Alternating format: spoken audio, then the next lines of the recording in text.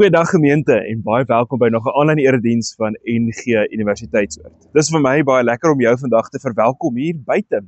Ons kan nie oor die skepping praat en dan nou nie onsself buite in die skepping bevind tussen die blare en die voëls en al die bewegings en geluide wat hierdie wêreld of waar die wêreld van die wêreld eerder waarin ons elke dag leef nie. So, dis my goed om jou vandag dan nou op so 'n manier hier te verwelkom. Neem asseblief kennis dat daar ook vandag saam nagmaal gevier gaan word. So as jy wou, kan jy die video nou pause om jou tekens, jou brood en jou wyn of druiwesap te kry, sodat ons later dan nou saam met mekaar op 'n digitale manier die nagmaal kan vier. Gemeente, kom ons stel onsself dan nou in vir hoe die Here met ons en deur ons wil werk tydens hierdie erediens. Die kortste belydenis van die Bybelse tyd af is die paar woorde wat sê Jesus is Here. En dis ook 'n belydenis waarmee ek jou wil uitnooi om hierdie erediens vandag mee te begin. So kom ons sê dit dan hardop saam. Die woorde gaan op die bord verskyn. Jesus is Here. Die Here maak ook 'n belofte aan ons dat hy oralster sal wees saam met ons waar ons ook al gaan. In Matteus 28 sê hy dat hy altyd saam met ons sal wees tot die volëinding van die wêreld toe. En daarom kan ons ook vandag dan nou hierop bely en hardop onsself daaraan herinner dat Jesus is hier. En die Here rig ook 'n uitnodiging aan elkeen van ons om in sy teenwoordigheid dan nou te kom rus, om onsself oop te maak vir sy gees om met ons te werk, om ons hart en ons gedagtes aan te raak. Kom ons reageer daarop as ons dan nou saam met mekaar sê, kom ons rus in hom. Vriende, kom ons wees dan nou vir 'n oomblik in sy teenwoordigheid met die volgende stil word gebed. Soos wat ons asem inhaal, sê ons, U Gees is in my, en soos wat ons uitblaas, in U hande gee ek myself. Kom ons wees vir 'n oomblik in sy teenwoordigheid.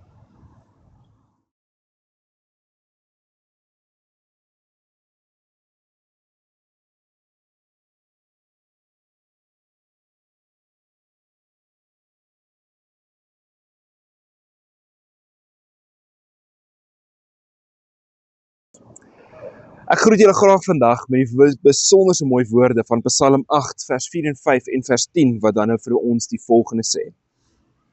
As ek die hemel aanskou, die werk van die vingers, die maan en die sterre waaraan U 'n plek gegee het, wat is die mens dan dat U aan hom dink? Die menskind dat U na hom omsien. Here ons Here, hoe wonderbaar is U naam oor die hele aarde. Gemeente, ek groet jou vandag in die naam van die Vader en die Seun en die Heilige Gees, die een wie vir jou 'n besonder spesiale plek geskep het binne in sy groot skepping. Mag jy weet, hy omvou jou dan ook vandag. Amen. Ek wil jou ook dan uitnooi om verder jou Bybels nou oop te maak by Genesis 2 en dan lees ons vanoggend die tweede skepingsverhaal saam met mekaar. Vanaf vers 4 of die tweede helfte van vers 4 af tot in met vers 25. Kom ons lees dit saam. En ons ontdek wat die Here vir ons deur sy woord vandag ook wil kom sê. Toe die Here God die aarde en die hemel gemaak het, was daar nog nie een struik op die aarde nie, en het daar ook nog nie enige groenigheid op die opgeskiet nie, want die Here God het dit nog nie op die aarde laat reën nie, en daar was ook nog nie 'n mens om die grond te bewerk nie. Daar het water uit die aarde opgekom, en al die grond nat gemaak. Die Here God het toe die mens gevorm uit stof van die aarde en lewensasem in sy neus geblaas, sodat die mens 'n lewende wese geword het. Die Here God het 'n tuin in Eden in die ooste aangelê en die mense wat hy gevorm het daar laat woon. Die Here God het verder allerlei bome mooi om na te kyk en lekker om van te eet uit die grond laat opspruit. Ook die boom van lewe in die middel van die tuin en die boom van alle kennis. Daar het 'n rivier in Eden ontspring om die tuin nat te maak en van daar af het dit verdeel in 4 riviere geword. Die eerste rivier is die Pison en dit loop rondom die hele Gavila waar daar goud is. Die goud van hierdie land is suiwer. Daar is ook balsam en onyx. Die tweede rivier is Gihon en dit loop rondom die hele kus. Die derde is die Tigris wat oos van Assirië verbyloop en die vierde die Eufraat. Die Here God het die mens in die tuin laat woon om dit te bewerk en op te pas. Die Here God het die mens beveel, van al die bome in die tuin mag jy eet soveel as wat jy wil, maar van die boom van alle kennis mag jy nie eet nie. Die dag wat jy daarvan eet, sal jy sterf. Verder het die Here God gesê, dis nie goed dat die mens alleen is nie. Ek sal vir hom iemand maak wat hom kan help, sy gelyke. Die Here God het toe uit grond al die wilde diere en voëls gevorm en die mens na die mens toe gebring om vas te stel hoe hy elkeen sou noem. En wat die mens elke lewende wese sou noem, dit sou sy naam wees. Die mens gee toe name vir al die makdiere, die voëls en die wilde diere. maar vir homself het hy nie 'n helper, 'n gelyke gekry nie. Toe het die Here God 'n diep slaap oor die mens laat kom, sodat hy vasgeslaap het. Die Here God neem toe 'n ribbeen uit die mens, vul die plek met vleis op, en die ribbeen wat hy uit die mens geneem het, bou hy om tot 'n vrou en bring haar na die mens toe. Toe sê die mens, hierdie keer is dit een uit myself, een soos ek. Daarom sal sy vrou genoem word. Sy is uit man geneem. Daarom sal 'n man sy vader en moeder verlaat en saam met sy vrou lewe, en hulle sal een word. Hulle twee, die mens en sy vrou, was kaal, maar hulle was nie skaam nie. Ons lees net tot daar. Nou vriende, genigtig. Genesis. Daar is net so baie wat 'n mens kan sê. Ek raak eintlik elke keer so kinderlik opgewonde as ons oor die skepingsverhaal praat, want dis soos 'n goudmyn. Jy kan amper oor elke liewe dingetjie 'n preek op sy eie maak. Dink byvoorbeeld maar net, hoekom is daar twee skepingsverhale? En hoekom verskil hulle so van mekaar?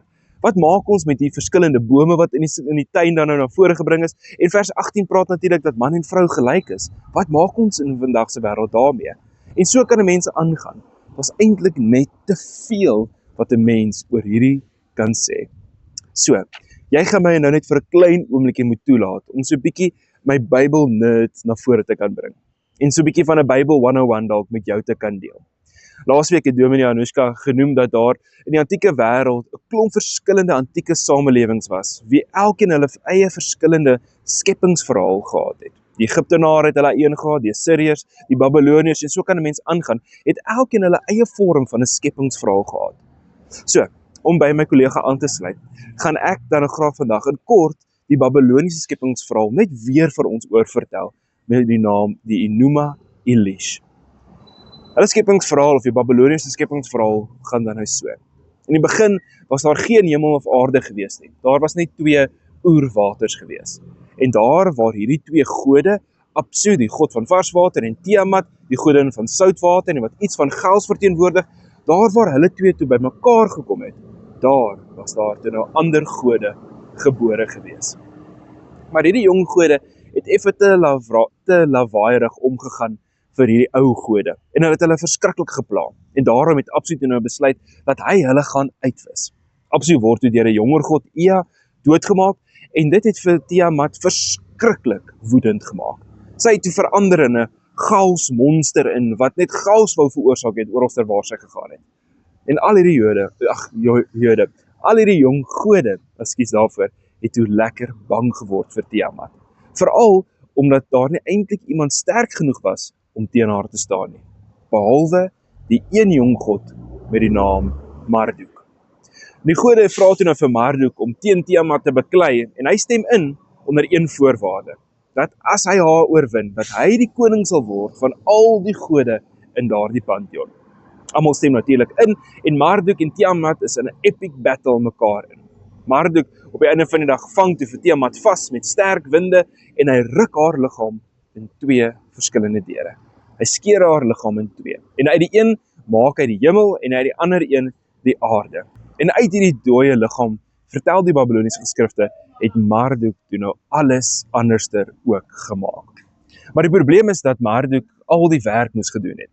Hy het toe moeg geword en keelvol geword vir alles wat hy besig was om te doen, en het hy eintlik net iets gesoek wat hom kan help om nie so hard te werk nie. En daarom maak hy toe die mens. Maar die mens se doel is in hierdie verhaal dan nou om al hierdie verskillende gode wat nou oorgebly het te dien, vir hulle tempels te bou, vir hulle offers te bring, en om natuurlik al die werk te moet doen wat die gode sou gedoen het. So terwyl die gode rus, is die mens die gode se slaaf om al die werk gedoen te kry. Nou, ek het vandag so 'n stukkie klei saam met my gebring. Dis amper om so 'n bietjie rof met hierdie klei om te gaan, wil hierdie skepingsverhaal vir ons iets verteenwoordig. Om so 'n bietjie dit uitmekaar uit te pluk en aan mekaar te plak weer en hard te wees, en dan gebruik jy amper so half jou duim om nou maar net 'n mens te maak, iemand wat nou maar net kan luister na die gode en kan doen wat hulle wil hê jy moet doen. Nou vriende, wat wil die skrywer van Genesis 2 dan nou vir ons kom vertel oor wie God is en hoe hy te werke gaan? Eenvoudig. God maak nie so, soos hierdie ander verhale vertel nie. Dis nie wie God is nie. Reg deur die antieke wêreld van daardie tyd het elke beskawing een of ander vorm van 'n skepingsverhaal gehad. En in elkeen van hierdie word die mens gemaak uit woede of uit haat uit, en is die mens niks meer of niks anderster as 'n slaaf wat die gode se behoeftes nou moes omsien nie. Maar hierdie God waarvan die Israeliete dan vertel, dit waarvan ons lees in Genesis 2, werk anders. Hy dink anders oor die mens en hy doen ook anders. Nou wil ek vir jou amper sê, wil ek hierdie klei weer vat en in 'n bolletjie rol en wil ek versigtig amper 'n mens daar uitvorm. Een met arms en bene en 'n kop en 'n glimlag. Wat's besig om te gebeur die oomblik toe ek hierdie bietjie meer tyd gevat het om hierdie klei in 'n mensie in te vorm? Eers skielik het ek sagter begin werk met hierdie stuk klei. As ek meer gefokus gewees oor dit wat ek besig is om hier te doen, is ek amper van self nader en meer ingestel op dit wat gebeur hier binne in my hand. Selfs al is ek net besig om 'n stokmannetjie te probeer maak. Genesis 2 kom vertel vir my en vir jou van 'n God wat nie uit woede uit of haat geskep het nie, maar vanuit intimiteit. Dit vertel vir ons van 'n God wat nie slawe gemaak het nie, maar die mens in 'n tuin laat woon het, waar hy vir hulle kon sorg en hulle kon versorg. Dit vertel van 'n God wat na die mense behoeftes omsien. Dit vertel van 'n God wat naby gekom het, so naby gekom het, dat hy daar selfs binne in sy tuin neergekniel het, die mense se handpalm gevorm het, en nog nader gekom het, om sy lewensasem in hulle neus in te blaas. In Genesis 1 word God aangespreek as Elohim. Dit beteken God, en dit sê vir ons iets van sy almag. God hoef net te praat en lig en donker word van mekaar geskei. So aan hierdie naam van God word sy skepingskrag en almag dan nou gekoppel. Maar in Genesis 2 word daaraan nou gepraat van Jahwe Elohim. Jahwe wat beteken Here, maar is 'n persoonlike aanspreekvorm.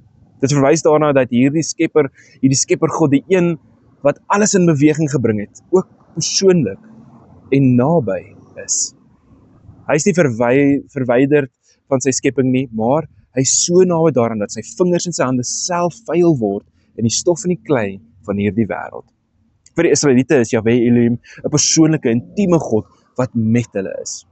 So dan wil mense amper nie anders kan as om hierdie stokmannetjie in jou palm te hou en te sê, maar hoe voel dit vir my, as ek myself moes verbeel dat ek die een is wat in God se handpalm besig is om te lê nie, dat hy so naby gekom het om my te vorm, nog nader gekom het om sy lewensasem in my neus in te blaas nie. Wat maak dit binne my wakker om te weet, dit is wat God ook met jou en met my gedoen het. Nou vriende, 'n vraag wat ons as dominees baie keer kry, wat mense vir ons vra, is, maar hoekom het God dan nou die mens geskep? Veral as hy geweet het dat die mense ongehoorsaam gaan wees en dat hulle altyd die verkeerde boom gaan kies. Ek dink nie ons moet vir God bevraagteken met ons as mense se eie tekortkominge nie. Net laasweek het ons tog gehoor dat God ons gemaak het en wat hy gemaak het, dat dit goed is en dat ons baie goed is. So ek dink die antwoord op hierdie vraag lê nie daarin om 'n menslike antwoord te kry vir ons eie onvermoë en ongehoorsaamheid aan die Here nie, maar dat die antwoord op so 'n vraag eerder lê in wie God is. Die skrywers van die teks doen eintlik niks anders as om vir ons 'n duidelike prentjie te skep van wat vir God belangrik is en hoe goed is en waarmee hy homself besig hou wanneer hy ons dan nou klaar geskep het. En dis juis vir hierdie rede hoekom die skrywer van Genesis 2 die naam Here God, Jahwe Elohim gebruik, om die skepper God met sy verbondsnaam Jahwe te verbind. Dit beteken eenvoudig dat die skepper God die een is wat 'n verbond met sy mense sluit, waar hy beloof dat hy hulle nooit sal verlaat nie, maar met hulle sal wees, deur elke keuse, goed en sleg, wat hulle ook al sal maak. Hoekom? Want hierdie skepper God het 'n intieme behoefte om 'n intieme verhouding met die mens te leef. Ek lees een keer dat iemand gesê het dat God 'n mens nie hoef te geskep het nie, maar dat God gekies het om vanuit sy hart te skep en daarom skep hy uit liefde uit. Hy skep omdat hy liefde is en sy liefde wil deel met ander. En mense se reaksie soms op hierdie sal wees, maar dit beklemtoon miskien ook net juis God se selfsugtigheid, dat hy die mens maar net vir homself geskep het.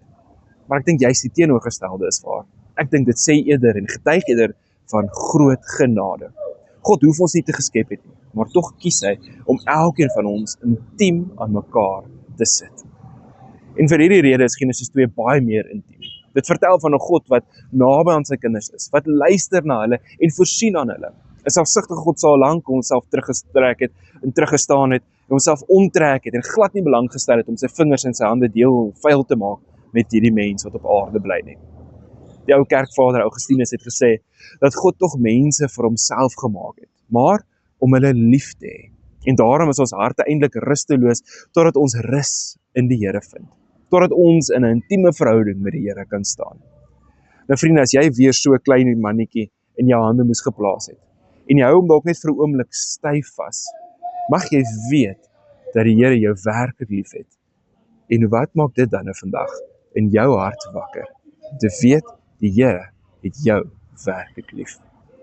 In al die skepingsverhale van die antieke wêreld was die mens niks anders as 'n slaaf tot die gode se behoeftes nie. Maar ons Here God, hierdie Jahwe Elohim, skep anders en gaan anders met die mens om. Kyk vir 'n laaste keer na daai stukkie klei, kan 'n mens dalk sê, of dalk moet ek vir 'n laaste keer weer na hierdie stukkie klei kyk, wat ek hier in my hand probeer vorm het, myself probeer maak het. En ek moet myself die vraag weer afvra, wat leer dit vir my van hoe God oor my dink en wat hy van my ook wil hê?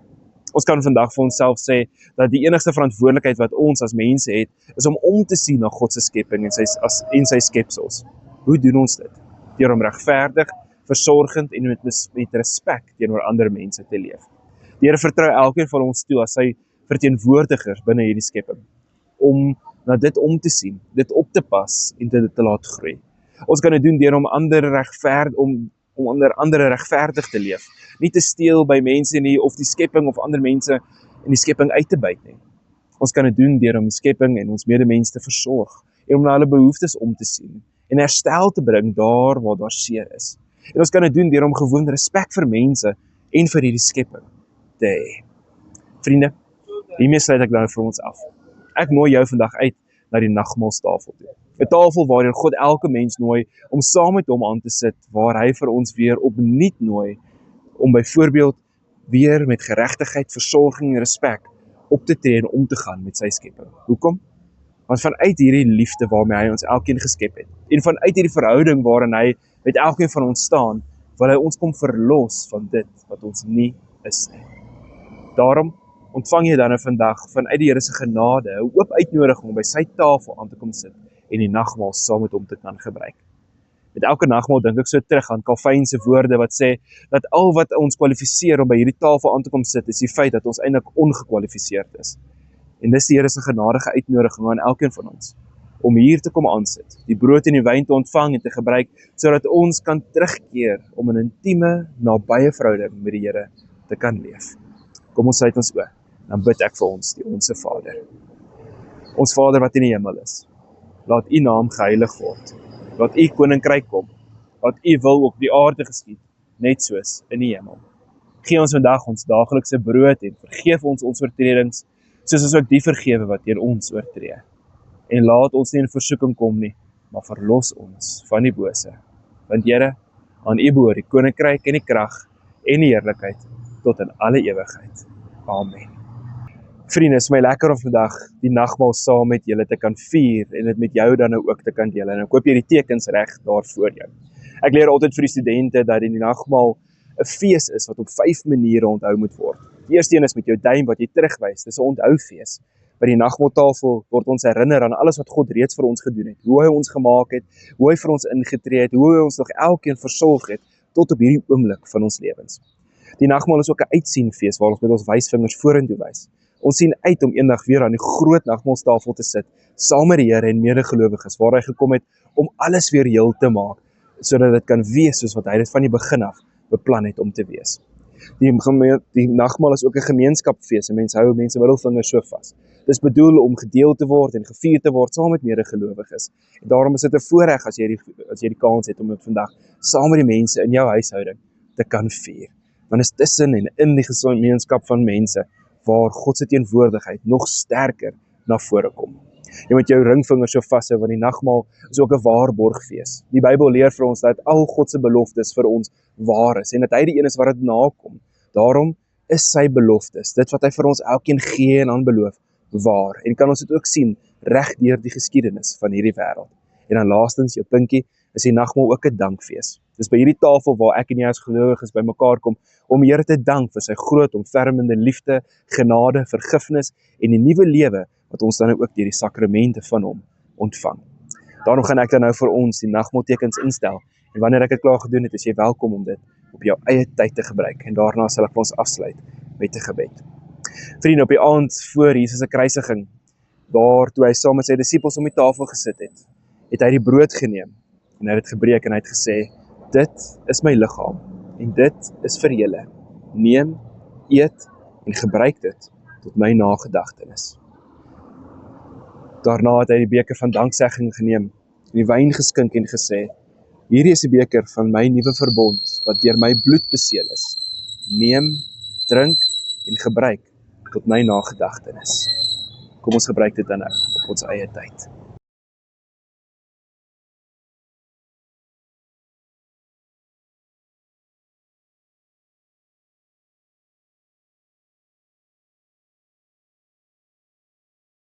Hemelse Vader, dankie dat ons deur hierdie tekens vandag weer nuwe lewe kan ontvang. Dat ons los kan kom, Here, van die tye en plekke in ons lewens waar ons onregverdig opgetree het teenoor ander en U skepping. Waar ons nie omgesien het na ons medemense nie. Waar ons haat gekies het, in woede gereageer het en waar ons nie uitgereik het na die in nood nie. En daarom is my gebed, Hemelse Vader, wanneer ons vandag hierdie sakramente saam met mekaar ontvang en deel en dit saam met mekaar ook vier, dat deur U liefde en genade ons onsself weer sal herinner daaraan om regverdig om te gaan met ander. Respek te hê vir U skepping en vir ons medemens. Dat ons op so 'n manier sal omgaan dat ons kan herstel bring daar waar dinge stikkend geraak het en mense seer gekry het, sodat ander ook die transformerende krag, die vernuwende krag van U liefde en genade kan ervaar en beleef. Help ons, Here, om regverdig te leef, om versorgend om te gaan met ander en respek te hê vir ons medemens en vir U skepping. Dankie, Here, dat ons vandag weer by U tafel kan ontvang. Help ons, Heilige Gees, om dit nou ook waar te maak in die uitvoering en uitlewing van ons eie lewens.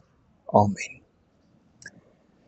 Vriende, ek wil jou graag nooi direk na hierdie erediens wanneer ek nou die seën vir ons uitgespreek het om te gaan kyk in die comment gedeelte na waarmee ons gemeente alles besig is. Daar kan jy dan nou ook een van die links gebruik of die Linktree link gebruik of die barcode scan om jou dankoffer vandag aan die Here te kan gee. Ontvang dan nou die seën van die Here en jy is welkom jou hande so in 'n bakkie te maak sodat jy dit vir jouself kan toehou en met jou kan dra in hierdie week wat voorlê. Wanneer jy vandag uitgaan en die wêreld ingaan en die nuwe week wat vir jou voorlê ingaan beweeg, mag jy weet dat die genade van ons Here Jesus Christus, die liefde van God ons Vader en 'n vloedige teenwoordigheid van die Heilige Gees met elkeen van julle sal wees en sal bly. Amen. Sien jou weer volgende week.